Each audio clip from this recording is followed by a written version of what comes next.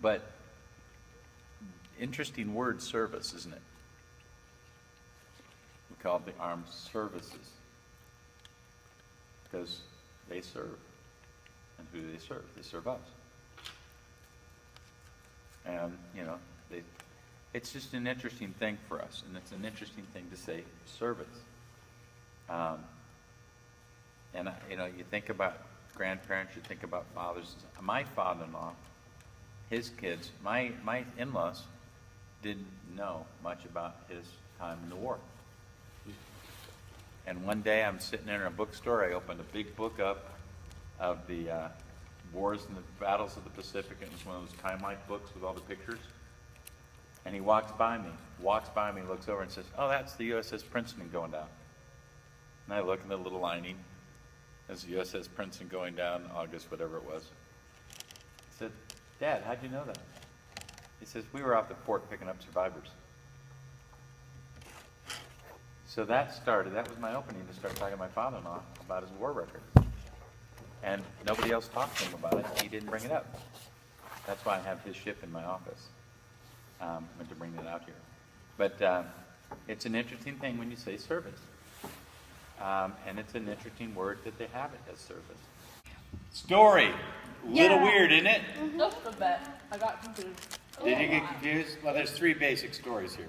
3 parts of the story. First part. Jonathan. Sup with John. Jonathan. Synopsis of the story. What happened? Hey, let me give you a little bit of background. Israelites. Philistines. Didn't like each other. Second thing that happened. Israelites had been under the oppression of the Philistines to the point where the Philistines, at this point in the history of the Israelites, took most of the weapons out of Israel. Israel had very, very few weapons. Who's Jonathan? Saul's son. Saul's son. Who's Saul? The king. The king. Yeah, you're hilarious. Circular wisdom. There we go. Circular reasoning. So he was Prince John, or the one formerly known as Prince John. You'll never get that either, but it's hilarious. John was prince, and he was with his armor bearer. Are you guys familiar with that term? Mm-hmm. What is it? Isn't it? I'm guessing like they. The person who bears your armor. Armor who bring it with them. Yeah, well, and see, several people would have armor and some things on them that protect them. And the armor bearer for a prince or king, or actually any major warrior, but usually would be the one that would help him put it on. And also go with him.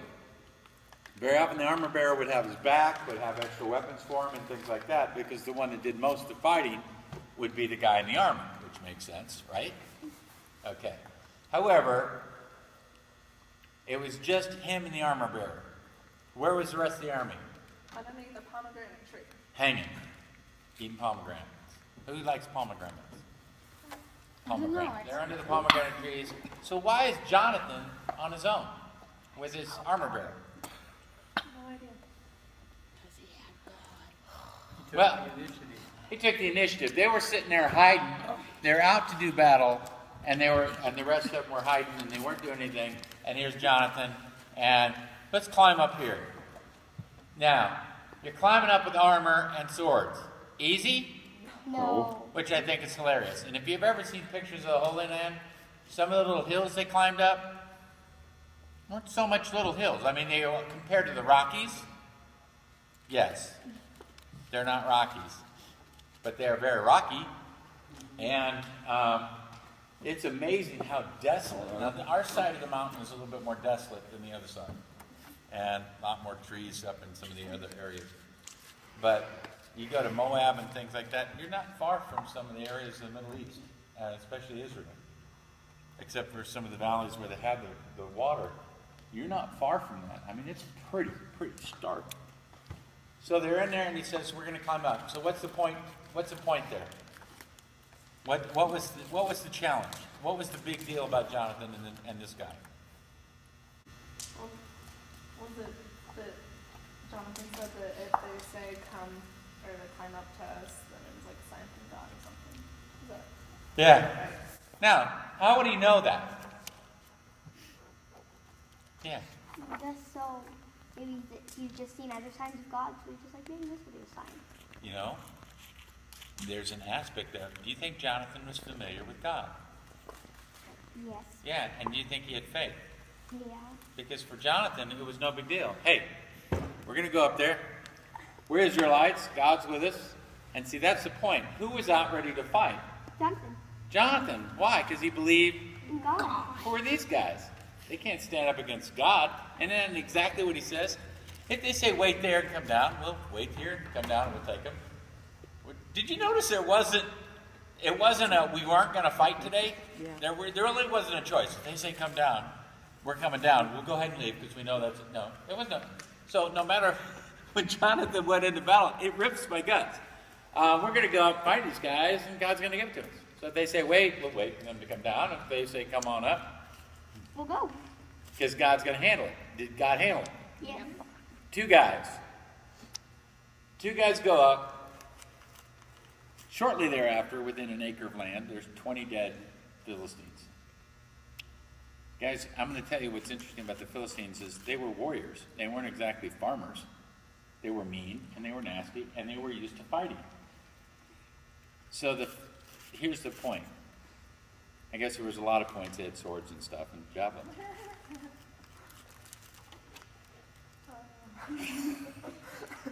Here's the point here, though, and to me it's kind of funny. You have 20 guys and 2 guys. What do they need to do to kill 2 guys? Kill 2 guys. They gotta make a point. Yeah, and give them the point, right? You got. If I'm here and it's just me and Sierra, sorry. It's me and Sierra, and you guys are all around us. The most we can do is back to back, but we got a lot of sides, right? And they got a lot of spears and points. Philistines had weapons. Now Jonathan had a weapon, his armor bearer had a weapon. That was one thing that was significant here. But if 2 guys against 20, I can understand hacking a few of them, but 20 guys, how do you do that? God.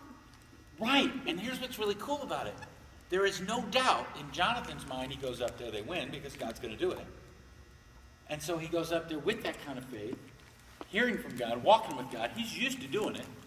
And he goes up and 20 people die. When all they had to do was stop fighting them at one at a time. I got him this time. Oh, darn it. I got him. Sorry, Jack. I'm ready. You know. They didn't care. They fought nasty. And you read some of the battle accounts that David was in and things like that. It wasn't like in the Revolutionary War where they stood and shot at each other. It was like, dude, it's on. We come in swords. It's coming. So, and these guys were mean and nasty. So anyway, I just think it's a hoot. When it's all said and done, did you know it was God? You couldn't have just said Jonathan's really good at it. Because that's like a miracle. And people can't do it. Well, we can on our own. I mean, that's the one cool thing about miracles is who gets the glory. God. And so when Jonathan walked up the mountain, he already said, yeah, God's going to get it. And they walk up this mountain, and they go into war. I mean, and they go into battle, and nobody else is fighting. And they're all kind of hiding. We see this again later, don't we? Mm-hmm. When? David and Goliath. See, David and Goliath, they were all waiting. Nobody would take on this guy. And they didn't have faith. What did David say to Goliath? Today, God's going to hand you over to me. And I'm going to chop your head off with your sword. Really? Let's hope so. That's exactly the way it turned out, this little shepherd. It just rips my guts. So he walks with God, he knows God, and he knows God's going to deliver him. And then he goes into a battle that only God could have done it. Which I think is cool. Velcro. This first part of the story I think is neat. Number one is, right after that happened, the Philistines like, crap, 2 guys came up and killed 20 of us. What's going to happen when the rest of them come? And God added to their fear. And And not only did he add to the fear, what else did he said happened? It's something pretty significant to me. Read it. Yes. The honking earth shook. Jonathan's armor bearer, 20 guys dead, and suddenly, oh, crap. Now something's really going to hit the fan. Huh. Sorry. I don't get it. So, and they all start running because they're shaking, and then the guys under the pomegranates, what did they do? Come back. Oh, we probably should go fight now. You think? Here's the miracle. It's amazing. And you can be part of it. And what did they do? They routed it. They also doubted God because they're just like, well, you think God's going to do this and he's going to fight your battle and we're going to stay back here and you guys go do that. Handle it. God, handle it. We're going to stay back here because we look mean and we're going to eat pomegranates. And, well, we'll talk about the eating here. We got that in a minute, don't we? The second part, third part of the story. Second part of the story, what happened? Yes. Yeah, it was just the eating problem. Like, With the honey. They couldn't eat for a day. Why? because they thought God said that. Like, it was the oath. Like this. Saul Who said made it. the oath? Saul. Why? So people. Because he was mad. Okay. What did God do? Did God do anything to make him mad? No, No. Why was he mad? because God did it and he didn't. He got the glory.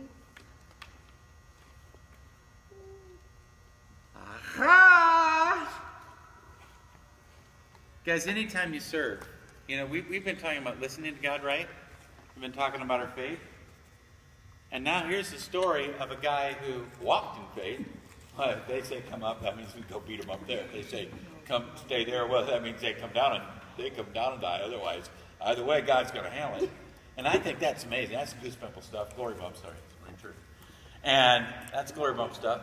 And then Saul, King Saul, where should King Saul been? Fighting. He should have said, okay, boys, God's with us. Let's go. Instead of sitting underneath pomegranate trees. Right? So they react and they go still have the route. But he's mad because he didn't do it. And so, but who knew? Who knew who did it? Jonathan knew, but who else? Well, God knew. Oh, the bear. Well, the bear? Bear. Yeah, well, that's true.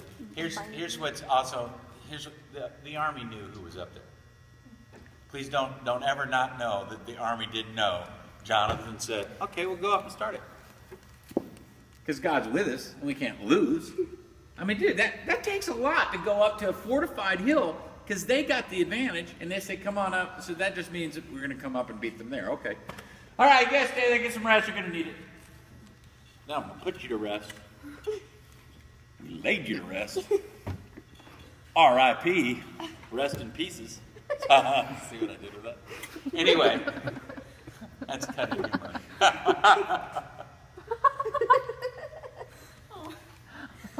Not very sharp. Okay. That was funny. That was cheap. I got the thrust of that joke. Harry. Make a better point. Huh? All right. Okay.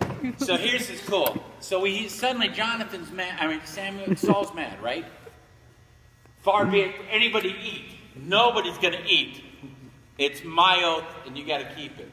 I'm not making my point because I'm all that now, and you got to do what I say. Who didn't hear it? And he ate honey. Guess what? Was it good? Yeah. Oh Lord, was it good? I mean, it was good. Why did he eat honey? I mean, God, the king said, "Whoever does what? Must die." I'm putting him to death. Because he wasn't scared of him. He knew that God would protect him. Did Jonathan know that was something that his father said not to do? Nope. Okay. So in one sense, he didn't disobey his father, right? He didn't know. Now, is ignorance the law? Is that okay? If it was a law, and the king said it's a law, just because you didn't know, is that okay? No. Yeah, try to explain that to the judge. You know, it's funny. I didn't know that was a law. You really can't drive that far over the speed limit? Well, I knew I'd get a ticket, but goodness gracious, you took my license and my house, my dog. And his 13 cats. No, that's part of the punishment. You keep Or 2 cats. No. Amen. So, here's the deal. Saul's mad. He didn't get the glory. Now he makes this thing. Jonathan didn't know about it. So, Jonathan technically still is deserving death, right? Mm-hmm. Yes. Okay. Where's God in all this? He's omnipresent, so he's everywhere. He's everywhere. He's everywhere. Do you think he could have stopped Jonathan from eating? Yeah. Probably. Why didn't he? Because Saul's not in charge. It's an interesting thing, because the people asked for a king and they gave him Saul, and God said, okay, you can have Saul. And then later Saul screwed up and he says, okay, you're not my king. But that's when David comes along. But it's an interesting thing here. And we're talking about service, right? The army was serving the people and trying to protect them. And they weren't doing it. And then somebody walking with God says, all right. And he's walking with God and he had faith with God, right? Now, Jonathan, did God not have faith in Jonathan when he let him eat the honey? But he did. He did. Not only did he let him eat the honey, he brought him to the honey. The honey was dripping on him. This is great. All right, so what happens in the story? He gets in a sticky situation. Oh, he does. That's hilarious. Sticky situation. But he's walking with God. Isn't Jonathan walking with God? Yes. What is Jonathan going to die here? No. No.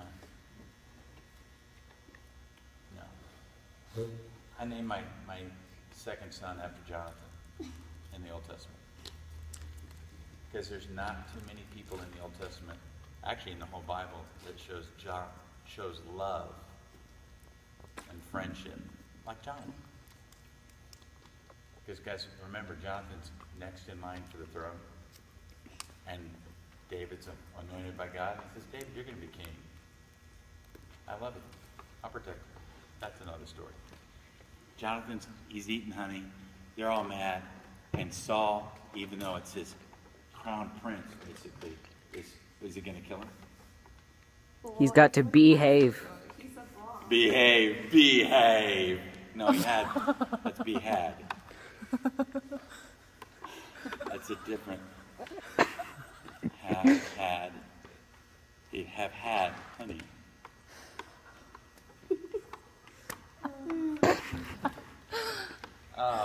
This is awesome.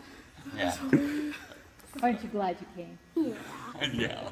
So, you got Jonathan, he's eating this, and the king says he's going to die, and so he kills him.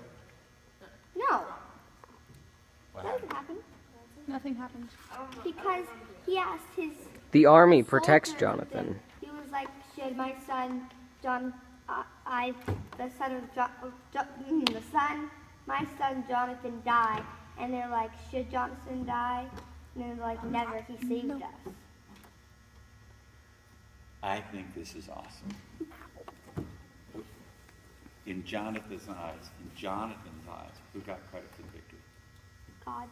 God. Because he even walked up. Well, if we go up there, if they say come on up, God's going to have us kill them up there. I mean, to him, the whole time, God's battle. Right? Saul was mad about that, right? Wasn't listening to God, and that was Saul's problem. He stopped listening to God. When God said, don't do this or do that, he did it because he wanted to please the people. And here's Jonathan. All the soldiers knew who started this thing. Every one of them did. Should I kill Jonathan? And they said, no. He gave us the victory. What made Saul mad in the first place? It wasn't his victory. And I bet it even matter that they think that his son got all the glory, even though he didn't. Just like thinking about, like my son got all the glory and not me, the king. Right, and you know the hard part about it is, and with that, because Jonathan never said I did. Because he knew he didn't. He knew who did it. Nobody goes up to 20. Now, these guys up front, they're in the front lines. They're the best guys. They're the best fighters. 2 guys go up and whoop 20 of them. And these are the best fighters. And these guys grew up fighting. Remember what they talked about with Goliath? He had a sword in his hand his whole life. And he was a Philistine. So these guys, come on up so we can teach you a lesson. Okay, son, come on up. Bam.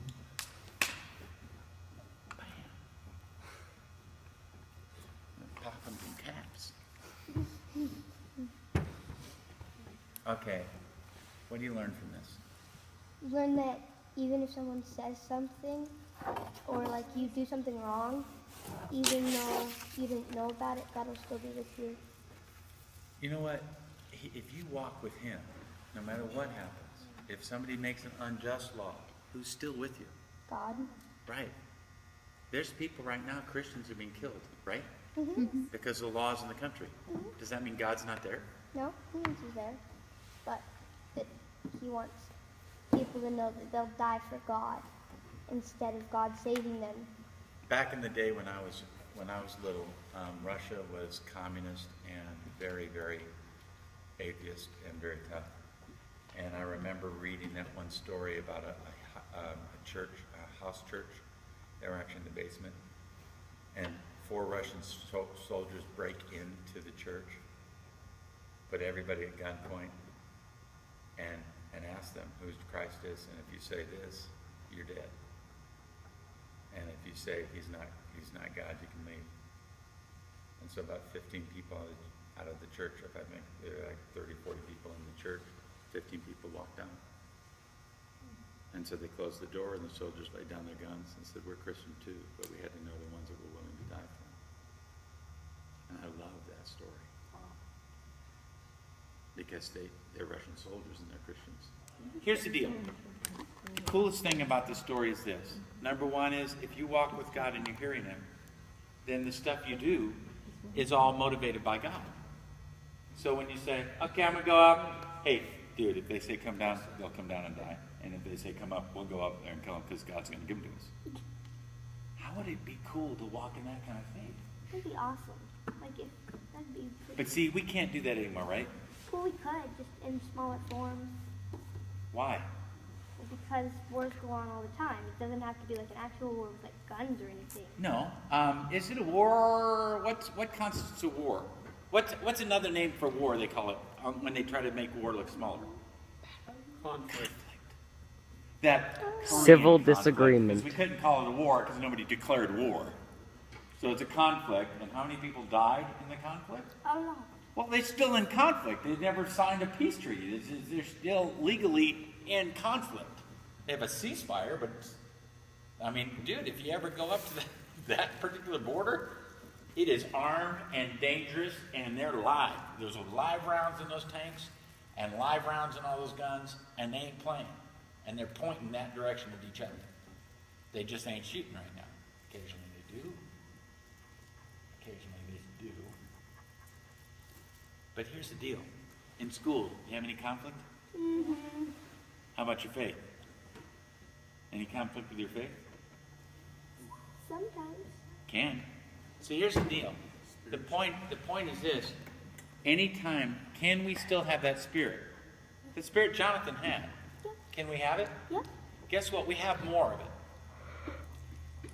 Now that's weird to think about. But we kind of have the Bible. Well, we have the Bible. They had the Old Testament. But here's what's amazing about this. Jonathan went up because he believed God. And in his faith, he went up. What didn't Jonathan have that we do? A sword. An Well, he armor had a bearer. sword. We don't have a sword. I mean, I don't have one here. I have swords. Jonathan walked up there in his faith alone. We have God in us. Oh, so we had to have. You already, yeah.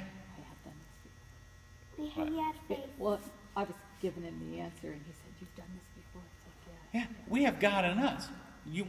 And Paul says this: you were not given a spirit of timidity. you were given a spirit of power. Now, who saw War Room? Is it still out? Yes. We should go see it as a youth group. Wait, what? Yes. It's a movie called War Room. War Room. There's one scene in it, and I can see it working, and I'm not going to, well, I'll ruin it but a little bit for you. But they're being robbed. And a guy came up to this old woman and this other woman and her daughter with a knife, give me your money. And the woman looks at him and said, if God tells me to go up this mountain, then we go up and kill him up there. And if God says stay here, and they say I'm going to stay here, then I'm going to stay here, and then he's still going to be in trouble. This woman looks at this guy's face. What did he say? What did she say to him? Stop in the name of Jesus. In the name of Jesus Christ, you stop and you put that knife down. Anyway, it was awesome.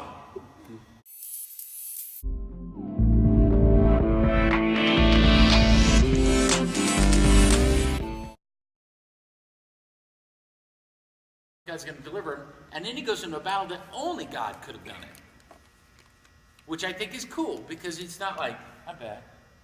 That's right, Philistines. It's Jonathan. Couldn't even do any of that. You can probably take that part off. I'm embarrassed. But anyway. It's my favorite part. Jonathan. Got a new line of sneakers and everything. John. So anyway.